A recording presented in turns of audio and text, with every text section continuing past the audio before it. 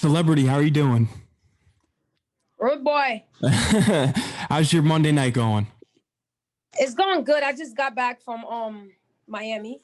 Yeah, I saw that. I saw that on your Instagram. How was the Miami weather? It was lit. I had a good time. I'm trying to see why am I not seeing myself. Hold on. Okay, there you go.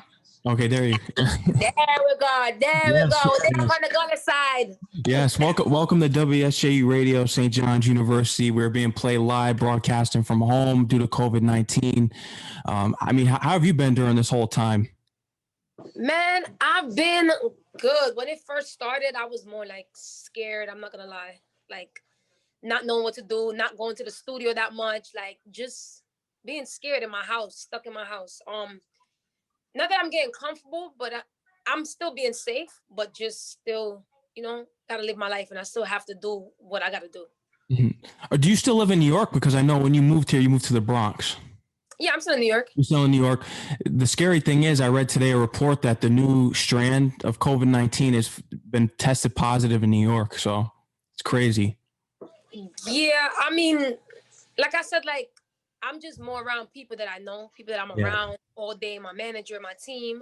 And just listen, wear your hand sanitizer, wear your mask, wear your gloves. Like I'm one of those people. Like I'm very, like I take this very serious. Like everybody that's around me, people be like, yo, Hood, you're doing too much. Like relax. It's not that serious. Like don't wear your sneakers in your house. Like Lysol the bottom of your sneakers. I know it sounds crazy, but still like germs, bacteria, so much shit on the floor that you just don't know what you're stepping in your house with. You know what I mean? So what's wild is that we really don't know how we can get it. We still don't know. You hear signs. People say you can get it from the air. You can get it from something that you touch, from an object or a doorknob. Like you said, Lysol your sneakers. Yeah. And when I come in my house, like for example, I just got back from Miami. I Lysol everything down. Everything that I came from Miami with went right to wash. Like I wash everything. Lysol down my doorknobs, like wash my hands, shower with real hot water. Right now, I'm drinking lemon, ginger, and honey tea and garlic. It's all about just keeping yourself safe. I do a lot. I work out a lot.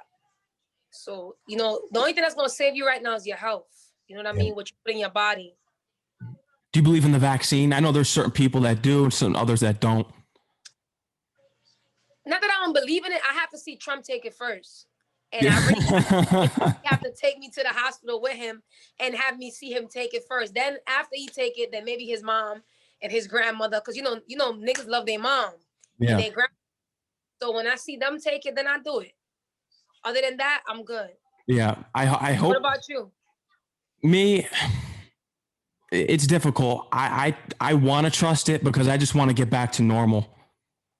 I want to get back to normal in the worst way. And you're an artist that's really focused. And how did the pandemic put just everything in the way of what you were to accomplish in 2020 that you are working to accomplish in 2021?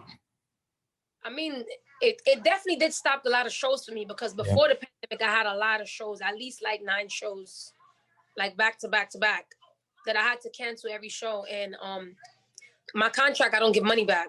So that's like a part of the agreement in my contract. But now I still have to make it my business to make sure, like when outside opens up, I still do what I have to do for those promoters. And my album, I was gonna drop the album. I hold off on it because I feel like my album is too good to drop it in the middle of a pandemic where outside is not open. I want to be able to perform every song on my album for my fans. So that's another thing. Other than that, nothing really. Like I feel like coronavirus is just teaching us all how to be creative, different ways. You know what I mean? Yeah. Because before the coronavirus, like, there's a lot of things that I'm doing now that I wasn't thinking about. Like more content. Like people love to see content, more videos. Like I wasn't doing that. Now COVID got me doing more content, more videos, just show my personality more. So it's a win and a lose at the same time. Mm-hmm. Have you tried out any virtual performances? I did one. Didn't really like it. I'm more of a like for my fans, I'm more of a person that just want to be. I like to be intimate with them. Yeah, like you can feel the crowd. There you go. Yeah. Like I'm very I'm a big fan of that. Like any shows I do, I can't leave without taking pictures with my fans and interacting with them and talking with them and telling them thank you for supporting me. Like I like to vibe with them. So virtual is not really my thing. Yeah.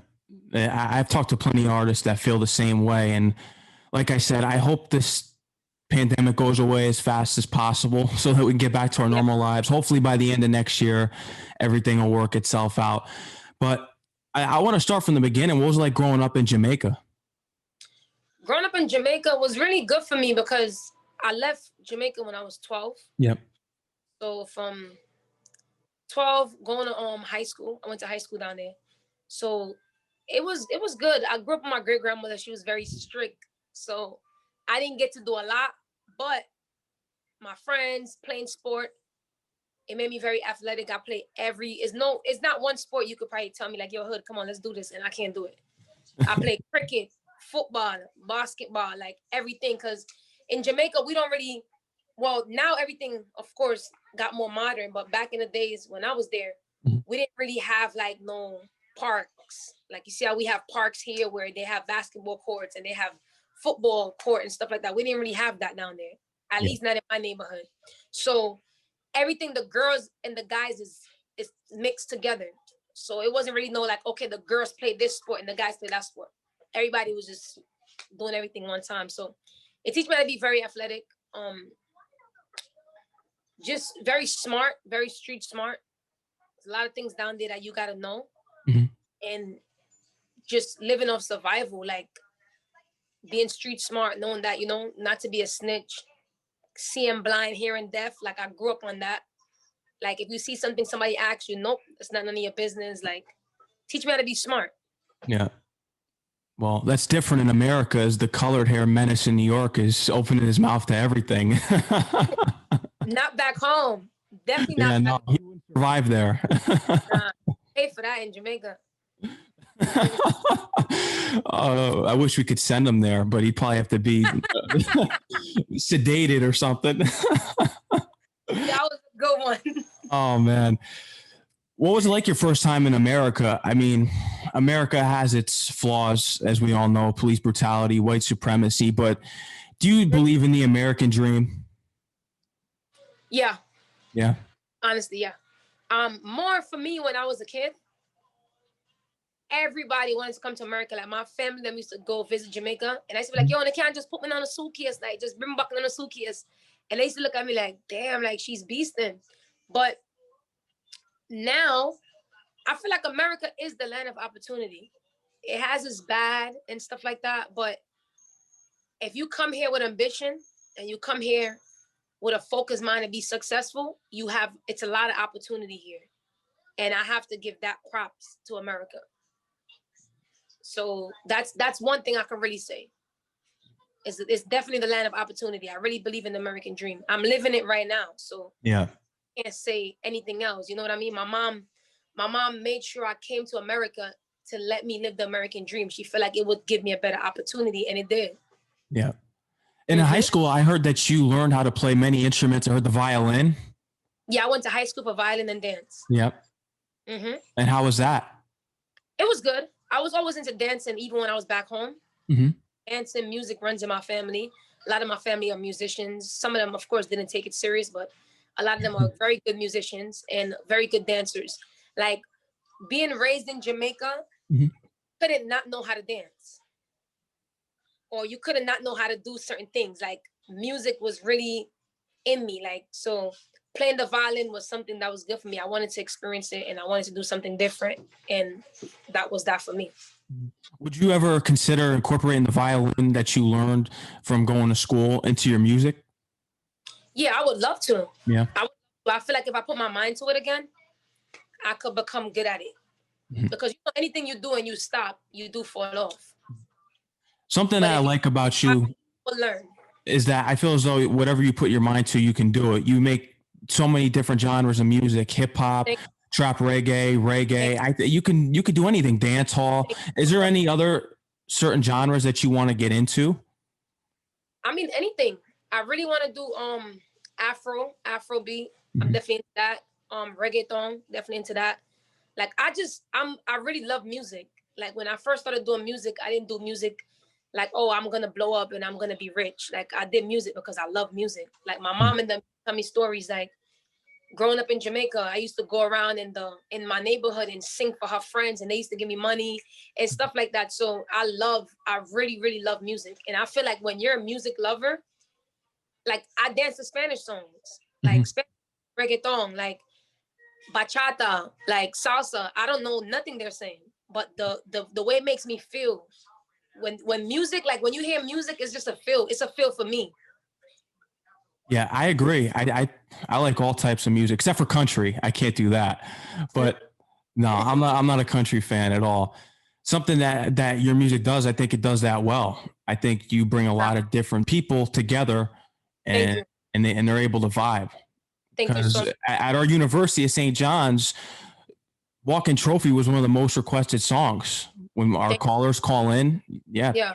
we played it. We played that song a lot. I mean, that's John's, the vibes. yeah, that's the major hit for you.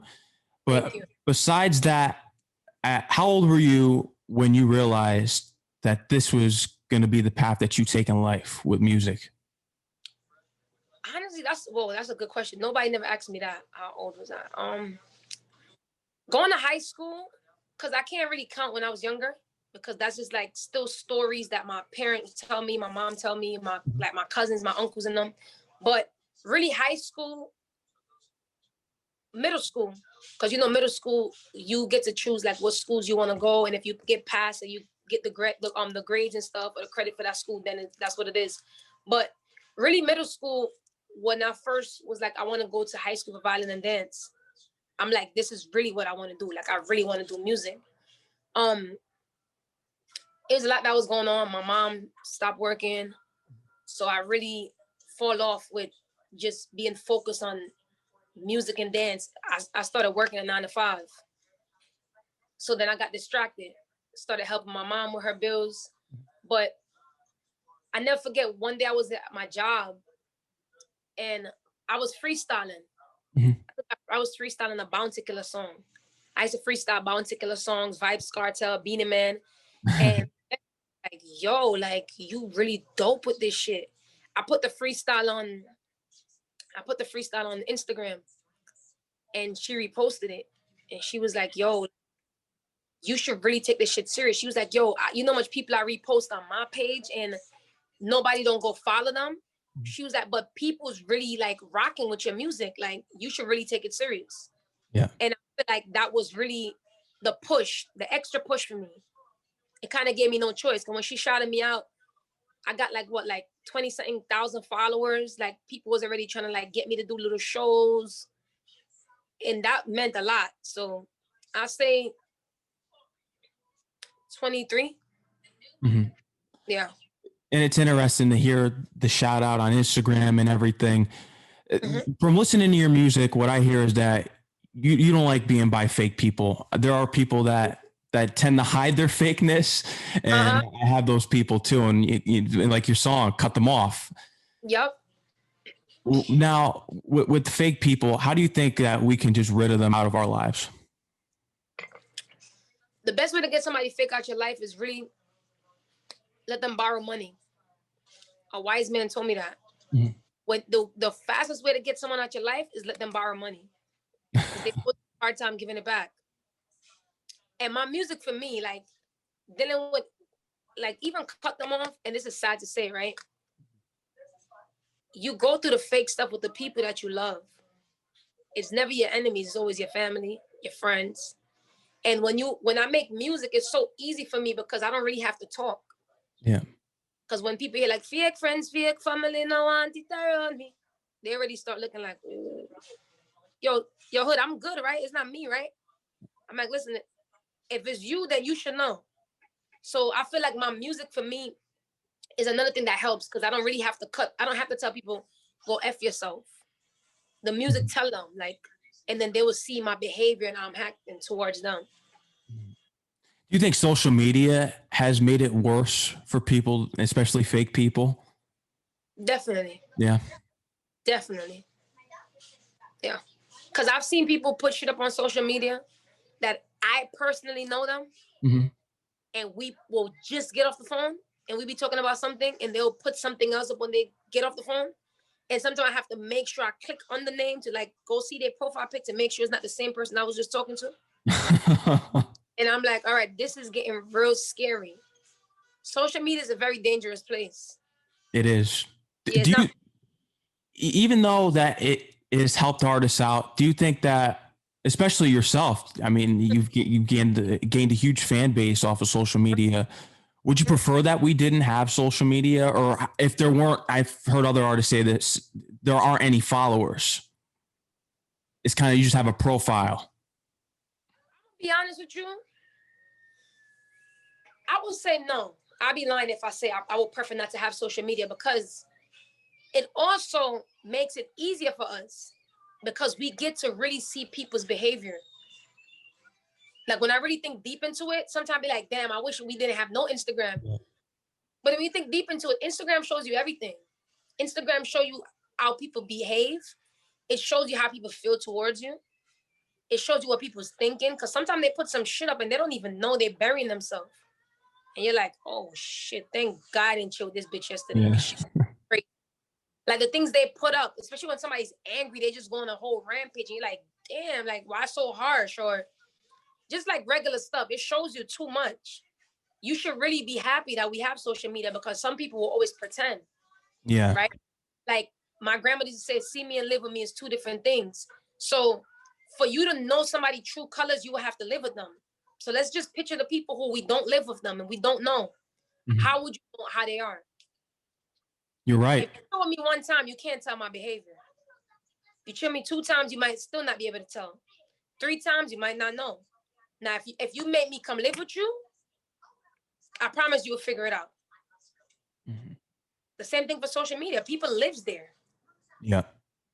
Yeah. I agree.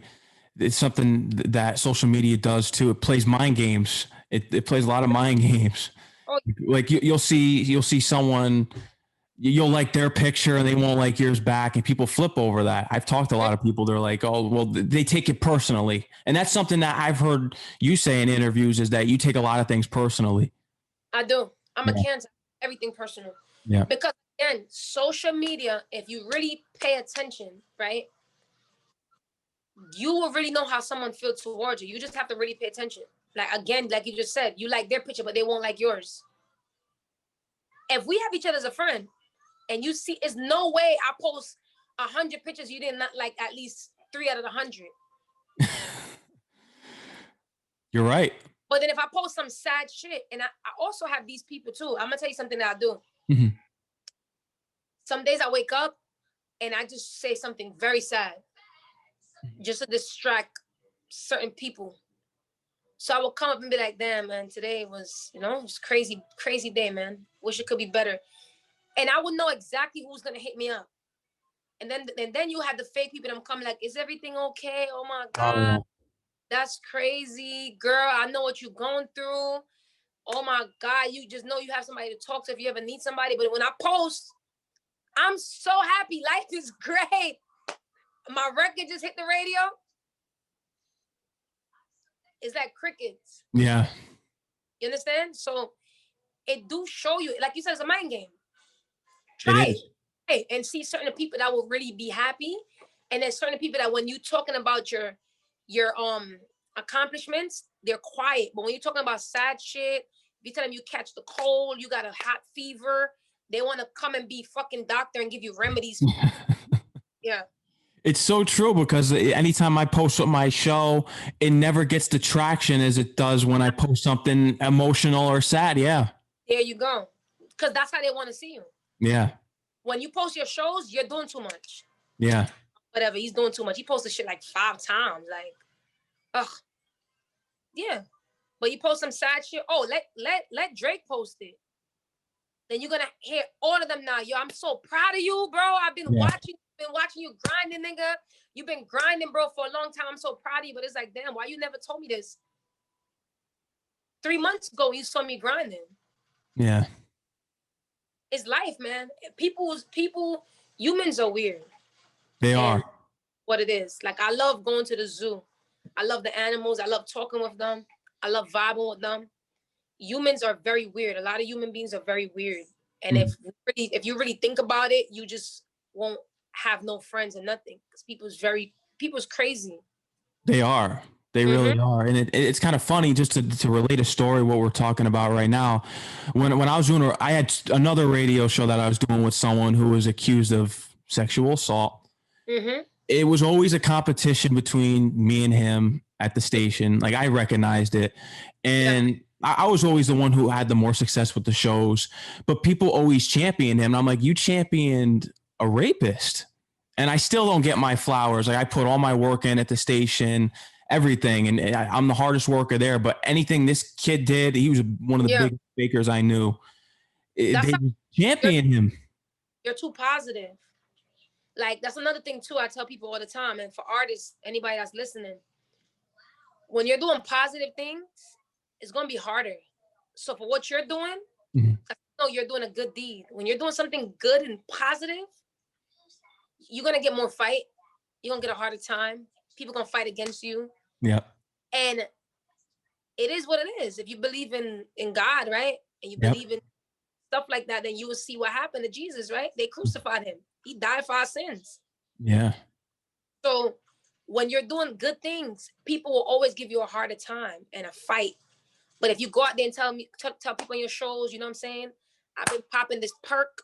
Perk is lit for you, and you tell them all this negative shit, they're gonna tune in. You'll be surprised how many people will tune in. But always remember that you still have people out there that are proud of what you're doing. Yeah. You positive people out there that look forward to your shows. Yeah. That look forward to what you got coming, and look forward to see what you got going on. So don't think you're not getting your flowers. Yeah. You getting your flowers when your flowers is still getting watered. So when your flowers start growing, you actually have a bigger flowers than that person that you think is actually lit. Because it's not a race, it's a marathon. I've never heard any words like that before. That was good. Yeah. It's the truth though. I'm actually telling you that I've went through in my career. I used to always be like, damn, like I write my own music and I go so hard and to express myself and da-da-da-da. And I don't feel like my music is getting the attention. And now look, it took a long time, but it's here now. I still have more to do. A lot more. Yeah. I mean, this is the beginning for you. Walking Trophy was the one that really put you on the map. I'm going to say put you on the map to stay here for a long time. Did you realize that song was going to be a hit from the moment you recorded it? Yeah. Yeah. From the first day I wrote it, because of how it made me feel. That was actually one of the first songs that I wrote and ran to the studio to get it done. Because when I wrote the record, I wrote it with no beat. Wow. I called my producer and I was like, I think we got a hit. He was like, let me hear it. And I started singing it for him, and he started making the beat on FaceTime. Wow. Around vocals, yeah. And it became a major hit. Still getting views, plays everywhere today. It's woman empowerment, and it's a record. Like I said again, like even if you don't like the artist, you have to listen to it because it uplifts everyone. I wasn't talking about myself. I wasn't talking about my designers and my shoes and my money. You know what I'm saying? I was talking about real life situations. Like, you pretty from your bond. Like, you've been pretty. Like, you're a walking trophy. Like, walk out, step out, feel good about yourself, love yourself. Yep. Yeah, anybody would want to hear that. What I loved about Walking Trophy and all your music, you uplift women, is that you know how the hip hop image is. It's usually degrading the women. We know the stereotypes that come with women in hip hop and how women are portrayed. How do we get people to listen and support to what you're doing, in your opinion? People, see, the thing is, I never force people to change, right? Because I had a lot of flaws, like a lot, especially when I was younger, like growing up. And my mother would whip my ass. Like, people would talk to me, older people would talk to me, my old manager would talk to me, my boss would talk to me. And change is something that you have to do on your own. You gotta let people change at their pace, their time. So I feel like the world, if you see what we're going through right now, the world is shifting. People's getting smarter. People starting to know the earth. Women starting to respect themselves more. Men are starting to respect themselves more. So you just got to give it time. everything have a time. Everything is like, it's like Jordans. Jordans is hot right now. Then you got Yeezys. So what's hot right now? Like you said, hip hop, they glorify certain things.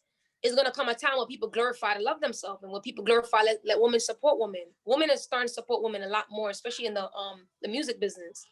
So I feel like it's something that's gonna catch on. It's gonna take its time, like I said, because it's positive, but it will catch on eventually. Yeah, because that's something when I listen to a lot of hip hop records, especially the males, the guys are dogs. They talk down on women. Don't you want to hear something that's more uplifting? Like, I love hearing stories told. I don't want to hear about this one talking dirty about this one and all the time. I don't want to hear that. I mean, I listen to a lot of Michael Jackson. I'm very old school when it comes to music. Like, I'm an old school. Like, my mom, like, I feel like everything has to do with your home training too and how you was brought up. My mom listened to a lot of Luther Vandross, Michael Jackson, like certain artists, like even in my household, in the Jamaican household on Sundays, you wasn't allowed to listen to. I listened to a lot of Celine Dion, Whitney Houston. Like, those are my artists. So I would love to hear that, but I don't really pay attention to most of this music out here. Yeah. Yeah, I don't. I have a lot of art that I do like, don't get me wrong, and I turn up and get rowdy, but I don't really pay attention. I don't let it get to my head. Yeah. Yeah, I'm not a big advocate for a lot of the new hip hop that's out here right now. I love the old school. Like Drake talks about, it makes sense when he sings his music. Yeah. Yeah. Yep. I see you working with Drake. Do you see that happening? I would love to work with Drake. Definitely. Yeah. Love to work with Drake. Actually, 2021, that's gonna actually happen. I believe it. Can't wait for it. Yep. I believe that's going to happen. You've already worked with Tory Lanez and French Montana. That's going to happen. Yep. I love Tory Lanez music. Love French Montana. I did sing with Fab. Definitely was dope. Trophy remix. We had Trey Songz. Love Trey Songz music. It's a few and a lot more other artists to come. Who are some of those artists that you think are to come? We mentioned Drake already. I would love, like, my dream is Drake and Rihanna. I would love to do something with Rihanna. I love her music. I think Rihanna's dope. I mean, you can't be from the island and not love Rihanna. Yeah. So that's definitely something for me. That's definitely a dream for me. Yeah. I think that'll happen too. I think it will. Yep. Yeah, that would be a fire collaboration. How about any of the OGs in the game? Would you work with someone like Shabba Ranks? Hell yeah, I would work with Shabba Ranks. Yeah. Yeah, I work with Shabba Ranks. I wanted to go to Jamaica to work with Bounty. I did a Vibes Cartel. He had reached out to me, and if Vibes Cartel was really one of my musical inspiration. Yeah. Especially when I started. So that was something big for me. Beenie Man. I got a Beenie Man on his album. I got a record on his album coming out, which is dope. That's fire. And yeah, so like I said again, I love music. So if it makes sense and it sounds good, I'm all for it. What was it like working with Beenie Man? Beenie Man was dope. We didn't work in person. Okay. Yeah, he sent me the record and I hopped on it. It was dope. I mean, he hit me up on Instagram, really down to earth person. Like, a lot of celebrities really don't know how to approach other people. But Beenie Man I think he was cool. Mm-hmm. Very nice. He told me, like, yo, thank you so much. Like, he told me he liked my music. So that means a lot. We're talking about Beenie Man. Yeah. That's a legend. Yeah, definitely a legend. Beenie Man, Bounty Killer. I grew up on stuff like that. How about Shaggy? I would love to work with Shaggy. I think Shaggy. Yeah, Shaggy's dope. Definitely international. Yep. Like Sean Paul. Yeah, Sean Paul. Yeah, Sean Paul's another legend in the game. You remind me a lot of what Shaggy did. Shaggy was able to captivate all audiences, get spins on any type of radio station playing any music. Yeah. Shaggy definitely did that. Shaggy and Sean Paul. Yep, Sean Paul too. Yeah, big shout to Cranium. I got a record coming out with Cranium. Oh, that's fire. Yeah, big shout to Cranium. I got a lot of stuff I'm working on. Yeah? Yeah. Is there anything besides music that you're working on? Tell me more. Is there anything else that you're working on that's not music related? Have you thought about getting into fashion or even acting with movies? Definitely acting. Yeah. My whole team been down in my back. So last year, it was last year? Yeah, last year. Like I said, like a year and a half ago, Mhm. I had a great opportunity acting. And I didn't take it because I was scared. Like fear will put you in a movie. Mhm. And I was scared. I didn't think I got it. I'm like how the hell I'm gonna remember these script? Like he's like, you remember your lyrics. I'm like, well, Yeah. that's my but when they actually did it, it just got released actually on I think it's on Netflix. Mhm. I was like, damn, I could have done it. Like when I used to go to like the acting class with my best friend Mhm. and them doing it and him doing his script, I'm like, damn, I actually could have done it. Like that shit look easy. Mhm. Everybody was telling me like, Hood, you act in all your videos. Like most of your videos, you're acting. Like my video, The Takeover, I did a whole scene in it where I redid the Shotters movie. Yeah, I know when I reached out to you because you said Mad Max from Shadows. Yeah. Yeah. So I did that, and I'm like, he's like, yo, you've been acting, you just don't even realize that that's what you've been doing. So now I'm actually working on that, where I really want to do acting. What type of movies are you interested in most? I want to do gangster movies. I Yeah. like, yeah, I like movies like Shotters. I'm that girl, like Get Rich or Die Trying. Like, Yep. yeah, that's me. That's a good one. Belly's another good one. Power, Belly. Yup. Yep. So you know what I'm talking about. Yep. Yeah. Juice. Yup. There you go. Yeah. That'll be it. Yeah. That would be fire. Yup. And anything in the near future that you're considering, or if you were able to get in touch with a movie company or production company? I will see. Yeah. But definitely, yeah, definitely, we definitely working on it because I actually gave my manager to go. Like, okay, I'm ready. Mhm. Fear for me that was holding me back. How about reality television? No, Yeah. I don't see you in a reality TV show on VH1. no. I turned down a few, so I definitely like. I just don't want nothing to put me in that place where I have to. I know how I am, like in a Yeah. real life. Yeah, like, I don't got for that. I'm gonna go to jail because I can't play the TV games. You get it? Yeah. Like, always like, oh, go over there, put the camera on, smack Hood.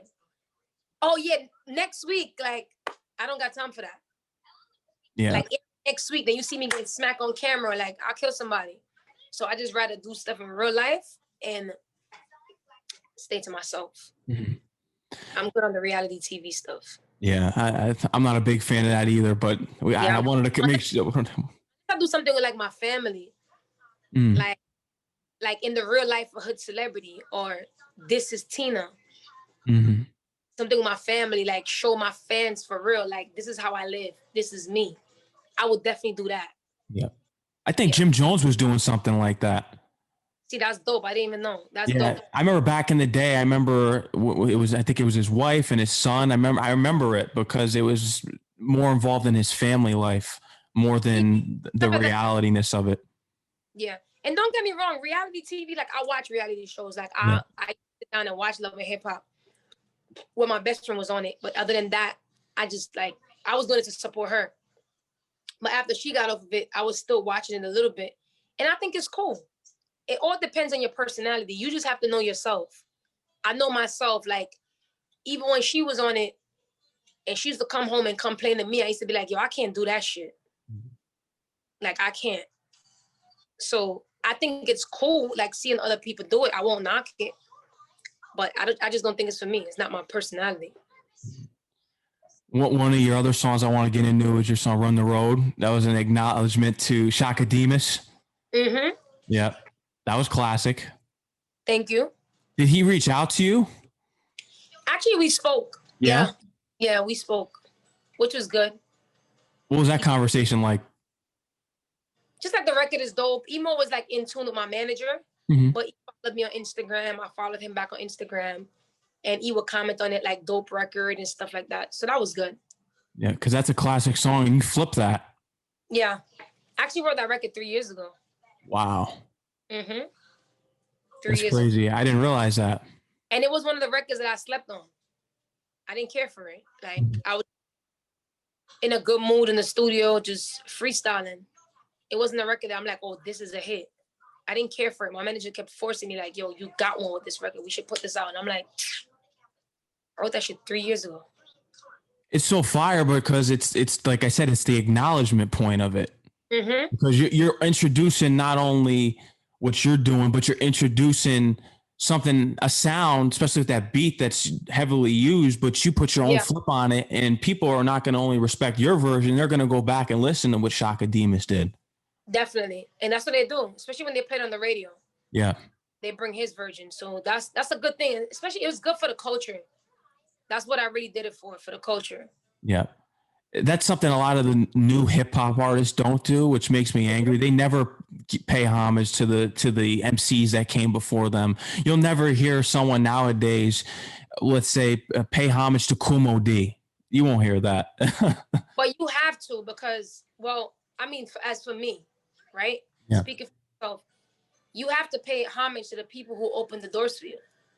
Like, I can't come on here and act like I don't know Shaggy. I can't come on here and act like I don't know Chaka Demus and Plies. I can't come on here and act like I don't know Sean Paul. Or I don't know, because you gonna look stupid. They open the doors. They open the doors for reggae, dancehall music. I can't come on here and act like I don't know Bob Marley. Yeah. You know what I'm saying? These people open the doors for people like me to come, and for people like me and my music to be accepted and the sound to be accepted. You understand it, and that's what's going to take you farther than everyone else that's out here right now. Yeah, I think they understand. I think it's just a lot of things have to do with pride, you know? Pride. I feel like a lot of artists have pride. Like, we think it's weird to say, I did this because I got inspired by that person, or I did this because Drake inspired me, or Rihanna inspired me. That's nothing. I tell people all the time, Vybz Kartel inspired me. Lady Star inspired me. That's who I grew up on. I grew up on their music. Yeah. I want everyone out there to go support all the music on all your platforms, from HoodCelebrityy, of course. Your newest single, Ungrateful. Ungrateful, yeah. Is there a story behind that one? Yeah, definitely a story behind that. I was going through a lot in the middle of a pandemic. My family. So for people who don't know, people would think the record was for like probably a relationship. The record was for like family members, like asking me for stuff in the middle of a pandemic. Me already giving my all, and still they always want more, more, more, more. Like, nothing you do is not enough. The moment you say no one time, you're a bad person. They throw you under the bus. You ain't do shit for them. So Ungrateful was definitely for my family. Some of my family, not all of them. But the ones that are ungrateful. Like, people get amnesia. Like, people get amnesia very quick. Yeah. Like, they want more from you. They get amnesia that you never did nothing for them. So I've had people that I looked out for. When I first got signed, give them money, hit everybody off. I'm talking about people who have never gave me $1. That's, a lot of people have this issue where it's always the people that have never done shit for you that have the most shit to say, like, oh, she ain't do nothing for me. But I've never received $1 from you. I've never asked you for anything. I've always been a very independent person, even before HoodCelebrityy. So Ungrateful was for that. It's interesting too, when you become successful, family members, they wanted nothing to do with you years ago, but when you become successful, they're in your corner and they're all of a sudden the biggest supporters. Yeah. Oh yeah, let me tell you something. It's, for my story is even worse, because I was a little girl. I came from Jamaica when I was 12. Came to America. All I had was my mom. And we've been in the shelter. We been where we didn't have nowhere to stay. We couldn't go to nobody else to stay. And we struggled on our own, and we ate that. We understand, like, listen, all we got right now is us. So I used to take the train to go to the studio. I used to take the Metro North to go to the studio. I ain't never seen nobody in my corner. I used to take the train. I used to go to work and be left with $100 to serve me for the whole week. Plus, I got to use my other money to pay for my studio sessions. So if it was like people who I could be like, damn, I remember when I didn't have the $150 for this beat and I asked you to give it to me and you gave it to me. I ain't had none of those. So for people like me, when I made it, I didn't have to help zero. Because it was nobody there. I could be like, damn, no, this person gave this to me, or this person helped me, or this person stayed on the train with me on my way coming back from the studio. I used to leave, my studio was in Connecticut, and I was staying in Harlem. Oh, we're in Connecticut because I live in Connecticut actually. Bridgeport? Yeah, I live like 15 minutes from Bridgeport. Yeah. I used to go to the studio in Bridgeport, and I used to stay in Harlem. So that was almost 2-hour ride on the Metro North. Wow. The female, I used to be coming back from Connecticut 12 midnight on the Metro North. I ain't see nobody there. Mm-hmm. So it'd be grown men, it'd be these grown men, family members that be like, damn, like, let nigga hold something, like, you could look out, you know what I'm saying? Like, da-da-da. And it's like, yo, where were you when I didn't have shit? Where were you when I was hungry? Where were you when I was fucked up? Yeah.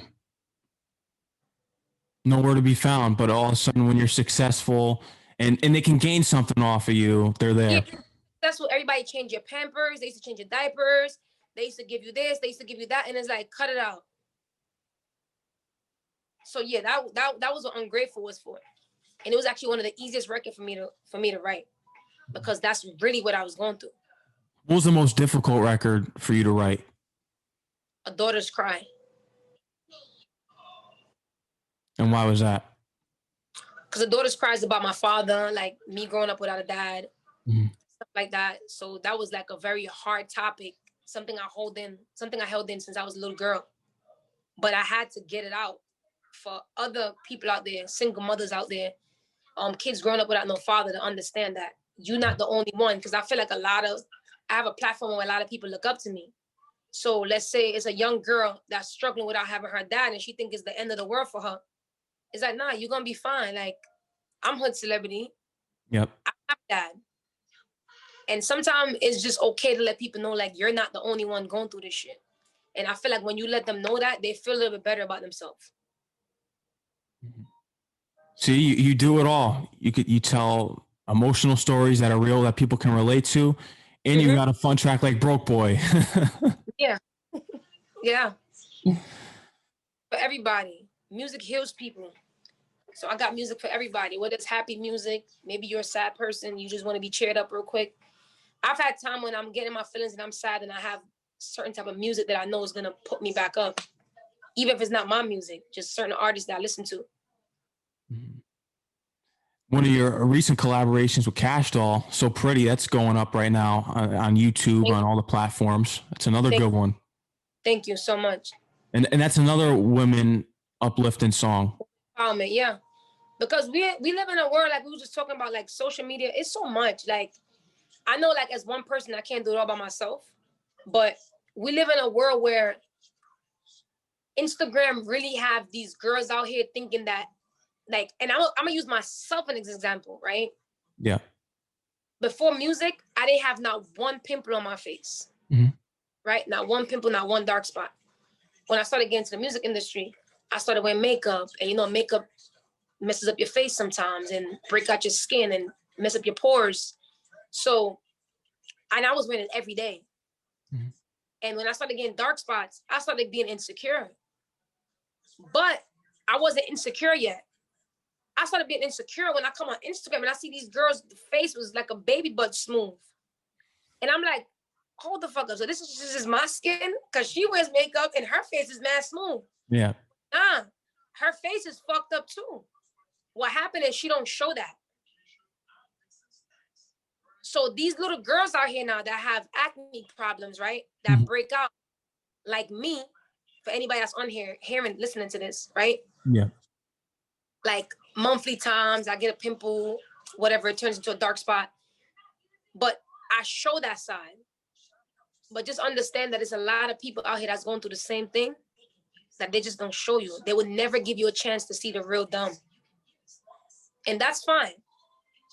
But it's so pretty is for you to really know, like, you could have dark spots, you could have a pimple, you could have a fault with yourself, you could have something that you don't like about yourself, but you're still beautiful. Yeah.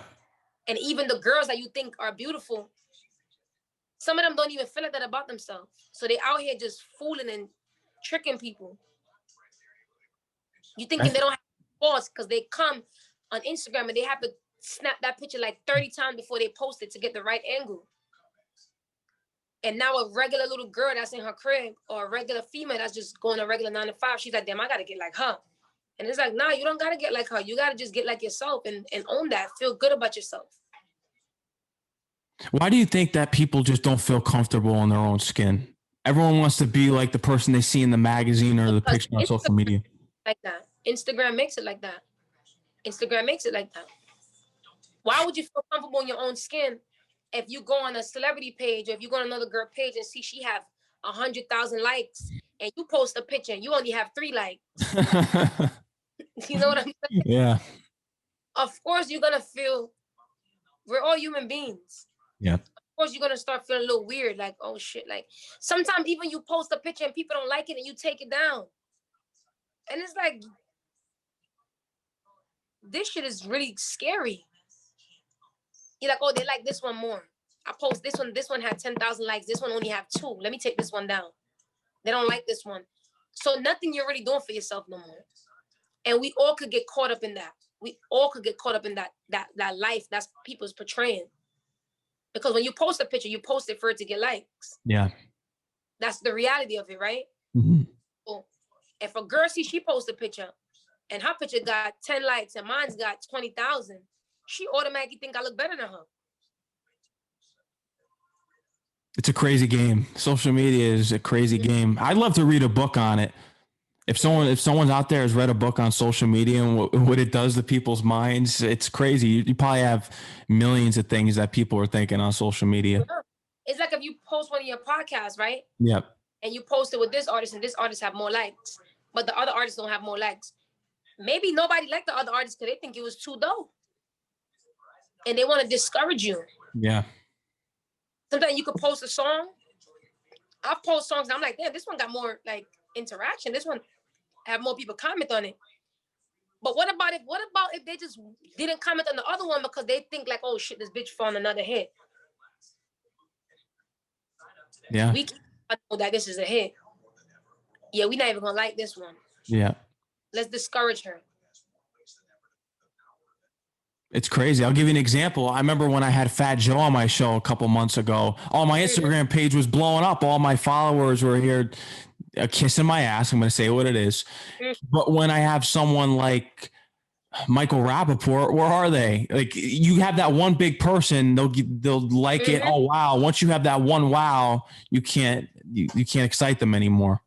Nah, because they don't want you to, they are excited. They're just not going to show you because they don't want you to do.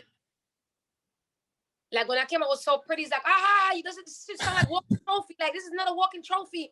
Make something else. Then I came out with something else and it's like, all right, you only got 2 hits. And I came out with another song and it's like, whatever, bitch, you only got 3 hits now. Then I come with another song. All right, this is 4 hits. That's all you got? Or I would just drop a song and it's like, okay, we need more music. It's like, yo, I just dropped last week. Then I drop more music. It's like, okay, you're doing too much now. Like, slow down. Find something else to do. Yep. You could never make people happy. And you I spoke about in my new record, Ungrateful. Can't make people happy. If you're sitting here trying to make everyone happy, you're going to be one of the saddest person I know. And I know this from experience because I've tried it. Can't make everyone happy. Yeah. I've been recently realizing that, especially because of being the president at the radio station, there's things that I do in order to make the station a better place. And they won't like that I did it, but it's to help them out.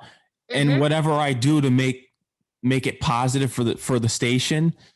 Yeah. I get negative energy thrown right back at me. Yeah. And I've been realizing that if I did it the other way, they'd be having some gripe over that.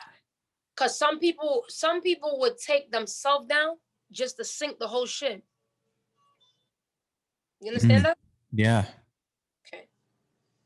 That's Yep. crazy. So they're looking at you like, nah, you trying to save this shit?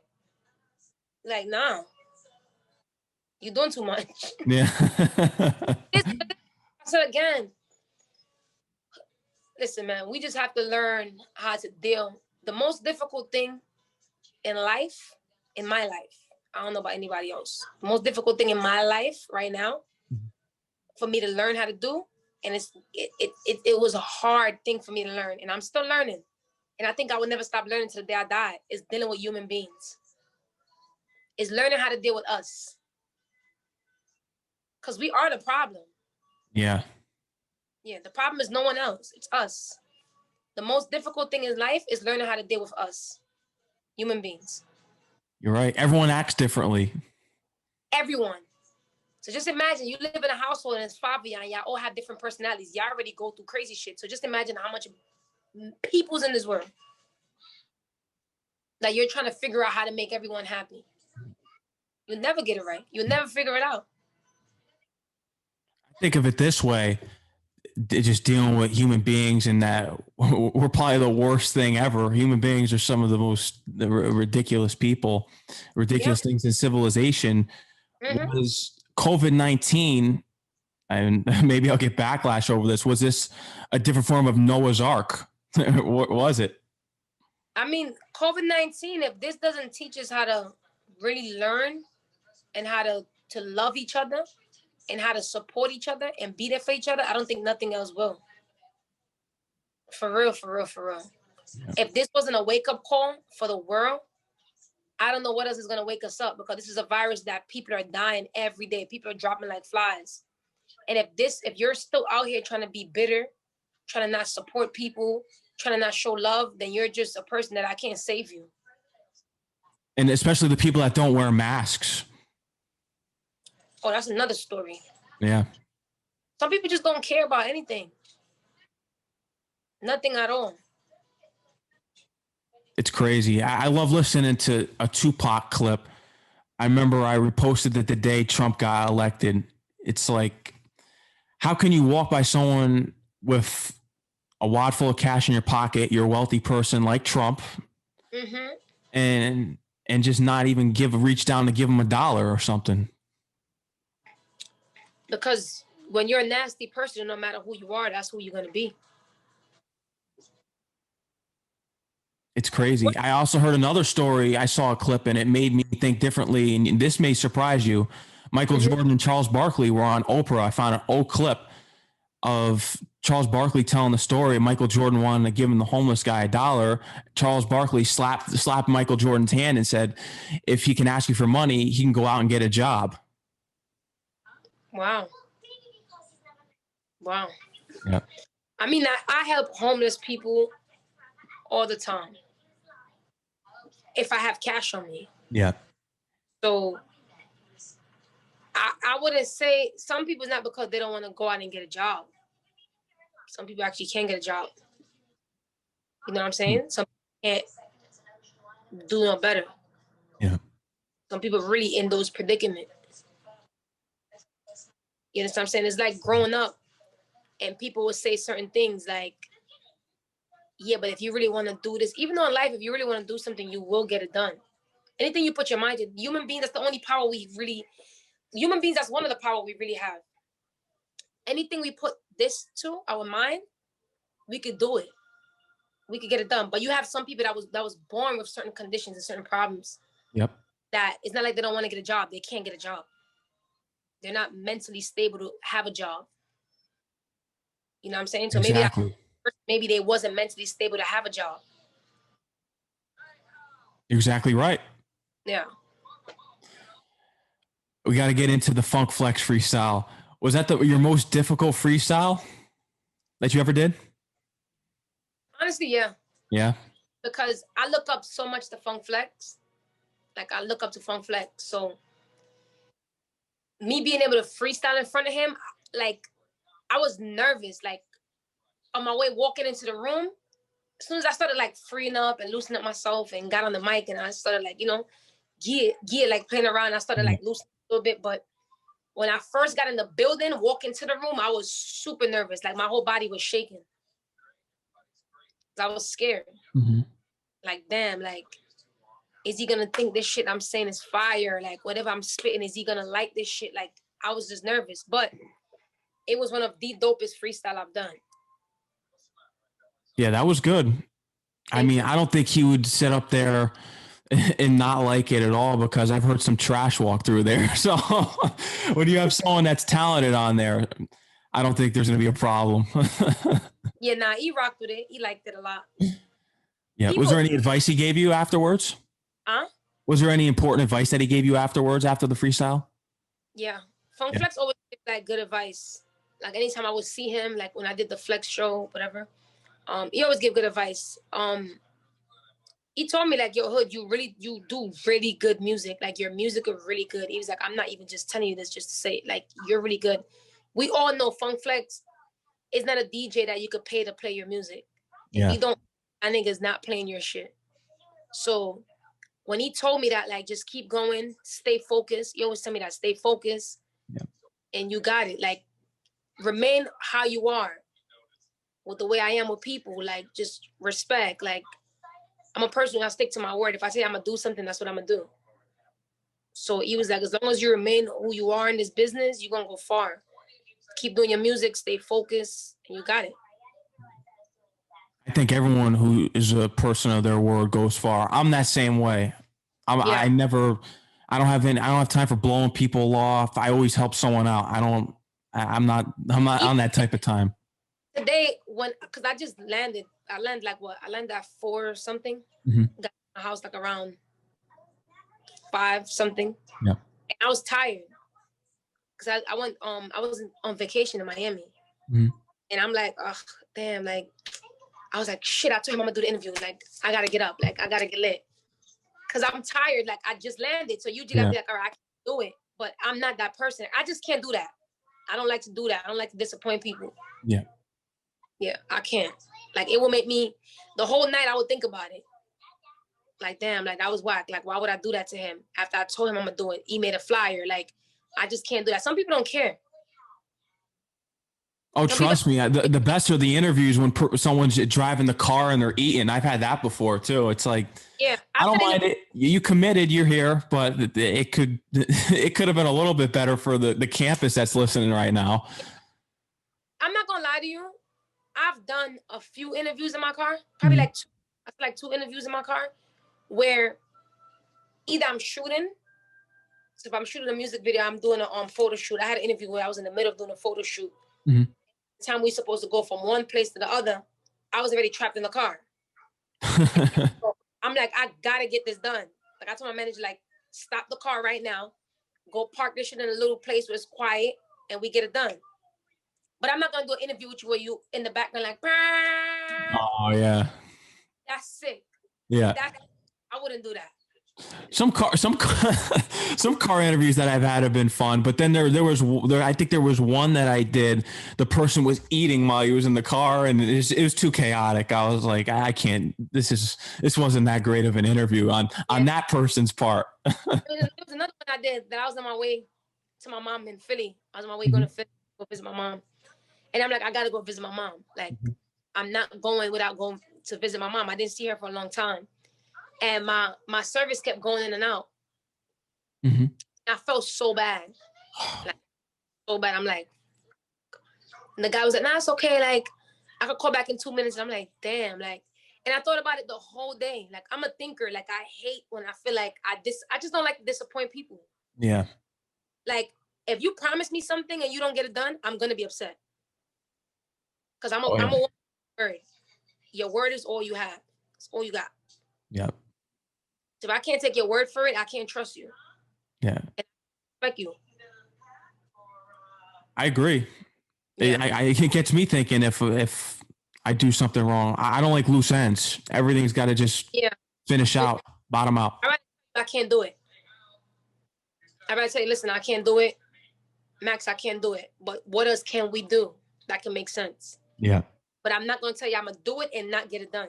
I don't think I've ever done that to anyone. Yeah.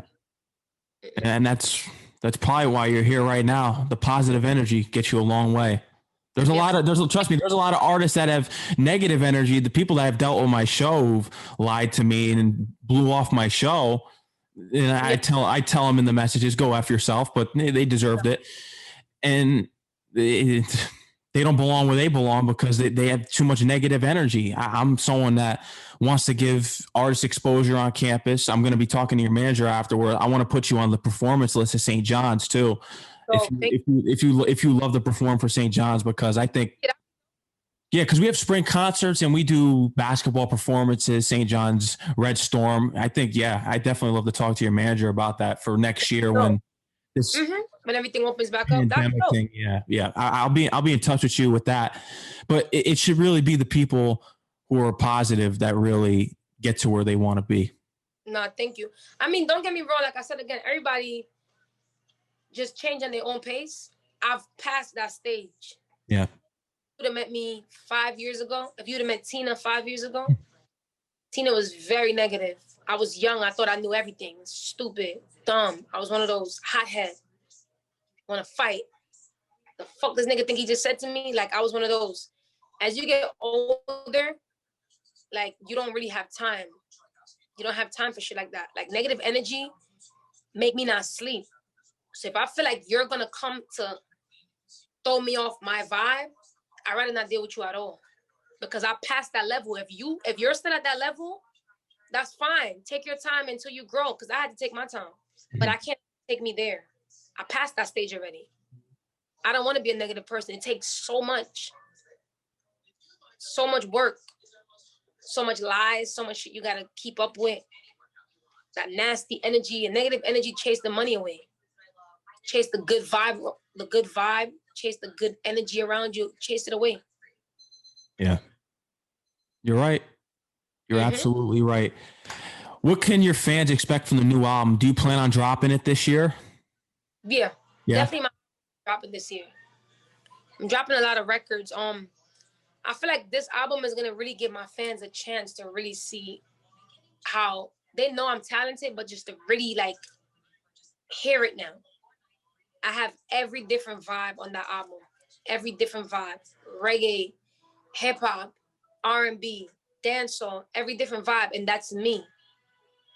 Like, that's, if you put it all together, that's HoodCelebrityy. I'm very versatile. I don't put myself in a box. Yeah. Yeah, so that is my personality. My album is gonna be my personality. Mm-hmm. And it's the versatility.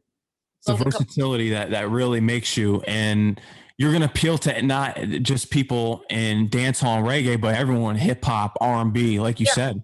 Because I'm making music for the world. I'm making music for the world. I'm not just making music just for my genre. I'm making music for the world. When I first started, I didn't just say I want to make music just for my genre. I want to make music for everybody. I want, when I'm not here and my kid is here, I want to be an icon.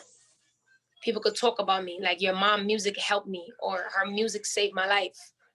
I don't want just to be talked about in one genre. Yeah. Yeah. And I think that's what we're going to be seeing here in the future. As you mentioned before, there isn't a sport that you play, because I cover sports on my show. What's your favorite sport? Basketball. Basketball. Yeah. What was your best game ever in playing a basketball game?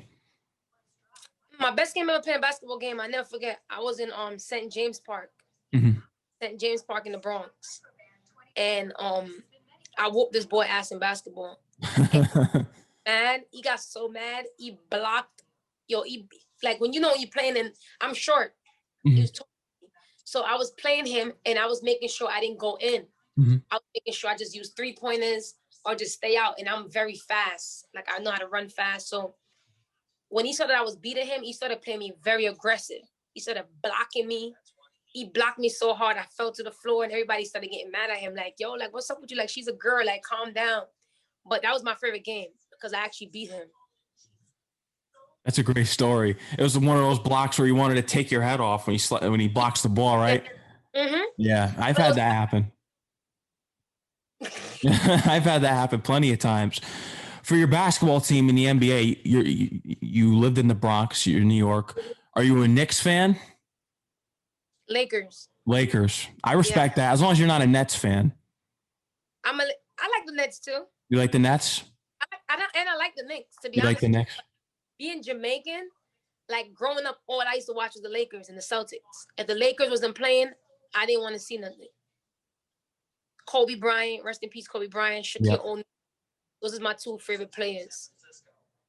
Probably the best duo in NBA history. Mm-hmm. They made me fall in love with basketball.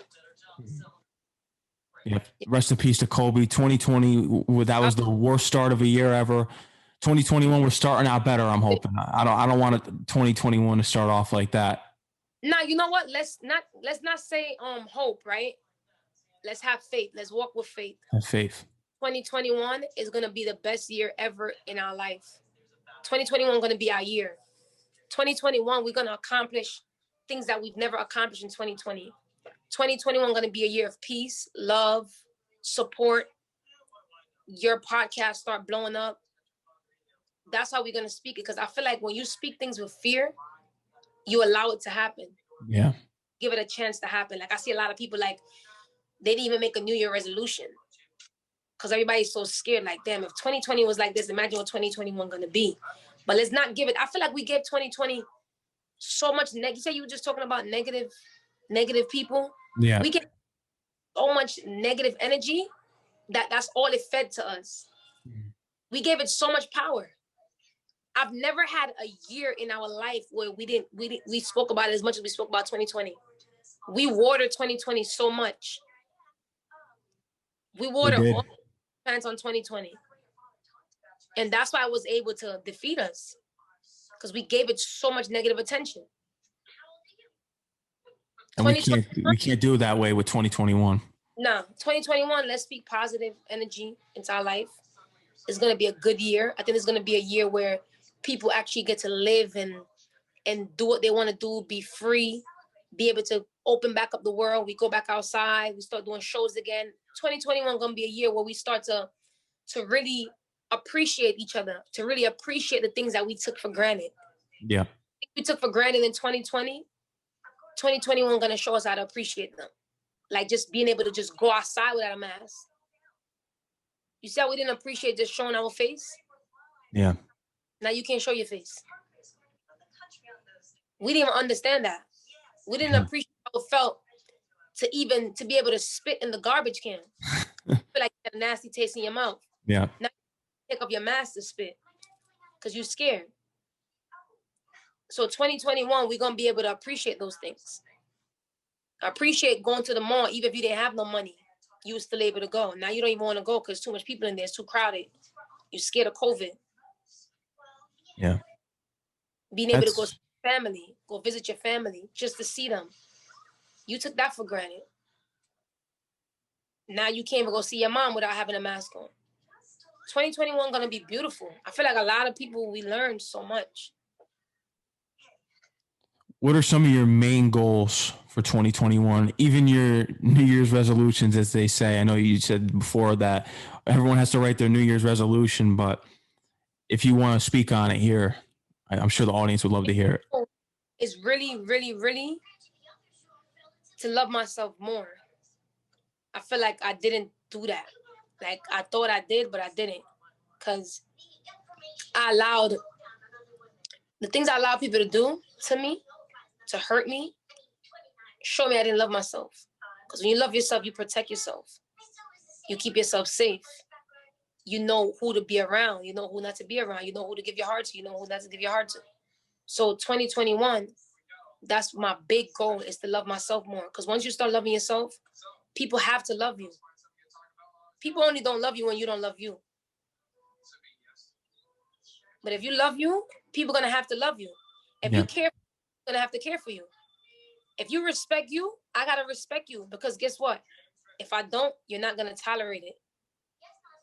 You're not going to have me around you. You're right. Yeah. I think those are the most well-said words for the beginning of this year. First guest on my show, Sports and Hip Hop with DJ Mad Max, WSJU Radio, St. John's University. Hood Celebrity, it's been an honor. Like I said before, I'm going to be in touch with your manager. I'm going to be putting you on the performance list at St. John's University so we can hopefully set something up once everything opens up. But when you drop the album, we'd love to have you back on. I got you. We'll make it happen. Yeah, for sure. And tell them where they can follow you on Instagram and Twitter. Everyone that's tuned in right now. I'm HoodCelebrity, HoodCelebrityy. Y'all can follow me on Twitter as well, HoodCelebrity. HoodCelebrityy. My Instagram is crazy. So if y'all want to come have fun, come turn up with me, definitely follow me on Instagram. Yep, for sure. Thanks again for coming on the show with Celebrity. Like I said, I had a great time. I want you to take care, stay safe, and I'm looking forward to all the accomplishments this year. And remember what I told you. You're going to get your flowers this year. You're going to get your flowers. You already got your flowers from me. I appreciate that. And just keep going. I appreciate that a lot. It means a lot. It means a lot. Take care of yourself. You too. Thank you. No problem. Anytime.